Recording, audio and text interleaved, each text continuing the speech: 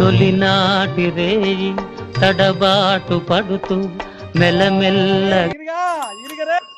ఇరిగా సైకిల్ కొన్నాను రా సైకిల్ సైకిల్ ఆడుతూ పాడుతూ పని సూరిగా సైకిలా సైకిల్ కొన్నావా ఎంత అయిందిరా 300 రా 300 ఏట్రా 300 పెట్టి సైకిల్ కొన్నావా అవునరా మరి ఏటనుకున్నావు నేను తొక్కుతాను నా కొడుకు తొక్కుతాడు నా మనవలు తొక్కుతారు తరతరాలు ఈ సైకిల్ తొక్కునే ఉంటారా మరి నువ్వేటుకున్నావురా నేనా ఇగో పైసా పైసా కోడేసి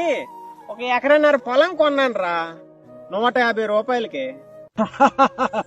పొలం కొన్నావా నాలాగా సైకిల్ కొనుక్కొని దర్జాగా తిరగొచ్చు కదరా నాకెందుకు లేరా సైకిల్ దాన్ని నా కొడుకు కొన్నాళ్ళు దున్నుతాడు